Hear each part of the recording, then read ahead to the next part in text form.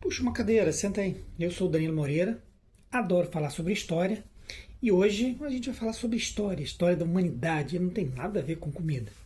Mas é que tá rolando aí na internet um papo, um bafafá sobre as pirâmides do Egito. Como se elas já não fossem, por si só, pelo que a gente vê, uma maravilha da engenharia humana. Aliás, era considerada uma das sete maravilhas do mundo antigo. Quase, quando teve aquela votação aí para escolher as sete maravilhas do mundo moderno, ela quase entrou também. Só que aí chegaram à conclusão de que, como ela já era uma das sete maravilhas antigas, não podia entrar também nas sete maravilhas do mundo moderno. Então, sorte aí para o Cristo Redentor do Brasil, que acabou entrando.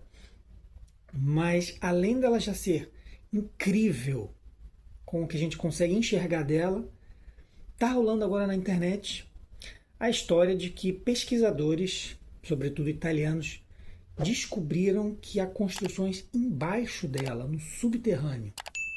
Será que isso é verdade? Será que isso representa um nível acima na qualidade da engenharia usada ali na construção daquelas obras milenares?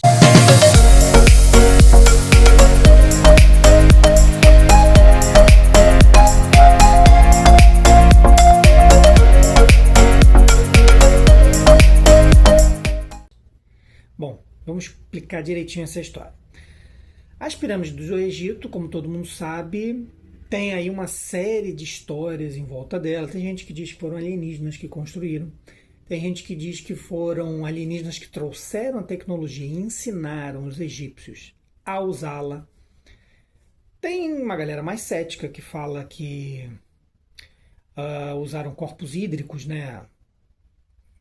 corpos de água, rios que passavam por ali para carregar pedras sobre toras mais pesadas, e algumas dessas toras redondas foram usadas para rolar as pedras e movimentá-las, e construíram rampas de areia gigantescas para conseguir transportar as pedras para as camadas superiores da pirâmide. E aí agora, se tem mesmo alguma coisa embaixo dela, que técnicas foram usadas para fazer essa construção? Será que isso provaria que são os alienígenas? Na verdade, como é que eles chegaram à conclusão que tem essas construções, essas novas obras sob a Terra? Satélites, você sabe, passam pela atmosfera terrestre e eles passavam por cima da pirâmide de Khafre, que é a que foi descoberta essa nova construção, essas novas câmaras. Então, enquanto ela passava em cima da pirâmide de Khafre, eles usaram o sonar, o radar desses satélites, e enviaram os sinais, os satélites enviavam um pulso. Esse pulso tinha uma boa penetração na Terra, então entrava embaixo da pirâmide e depois refletia esse pulso, e aí eles coletavam os dados. É um pulso SAR, é um radar do tipo SAR, que é radar de abertura sintética.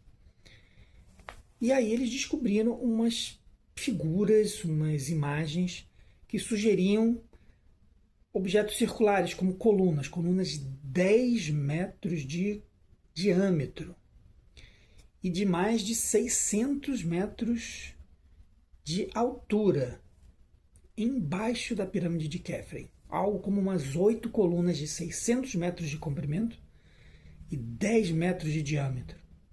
Um colosso. Ainda rodeada por uma estrutura que parecia ser uma escada em caracol. E embaixo dessas colunas ainda, aparentemente, 2 câmaras com o que dentro. Vai saber. Será que esses cientistas fizeram a descoberta do século? Porque vamos combinar, seria como descobrir a pirâmide de novo. Como se tivessem descoberto uma nova pirâmide. Tem gente dizendo, inclusive, que as câmaras abaixo dessas colunas poderiam ser uma espécie de biblioteca, armazenando todos os registros perdidos do Egito. Olha a quantidade de informação preciosa que não pode ter ali. Tem gente ainda que está dizendo que essas colunas e essas voltas em torno dela, na verdade, são como uma grande, enorme, imensa e colossal bobina, né, para gerar energia. Porque também tem essa galera aí que defende a ideia da construção por alienígenas ou usando tecnologia de fora da Terra. Se bem que a gente descobriu essas possíveis colunas usando tecnologia de fora da Terra, né? Afinal de contas, o satélite estava fora da Terra, estava na órbita terrestre apenas. Mas enfim, tem gente que diz, né, que as pirâmides elas são, na verdade, uma grande usina energética. São pontos energéticos da Terra que tem, assim, aí variam as opiniões e as explicações, mas se essas colunas embaixo forem, na verdade, umas bobinas gigantescas, isso traria aí uma força para esse tipo de argumento, de que é uma construção alienígena mesmo e que aquilo ali gera energia. A pirâmide seria uma usina de energia. Qual é o problema da gente levar essas novidades a sério e já acreditar que algo muito novo foi descoberto? Em primeiro lugar, quando algo muito fantástico é descoberto, muito provavelmente não é verdade. Segundo lugar, vamos lá. A tecnologia SAR, que foi usada para penetrar bem fundo na Terra e descobrir essas possíveis colunas, ela tem muita nitidez numa faixa aí de 2, 3 metros. Se você vai descer mais, ela começa a perder muito a nitidez. E ela desceu mais de 600 metros, né? Afinal de contas, a gente descobriu aí essas colunas com 600 metros de profundidade. Então, não são imagens lá muito confiáveis. Pode ser qualquer coisa. Qualquer coisa pode ter gerado essas imagens. Falar em imagens, você viu a imagem aí do que supostamente seriam essas construções, do que poderiam ser essas colunas.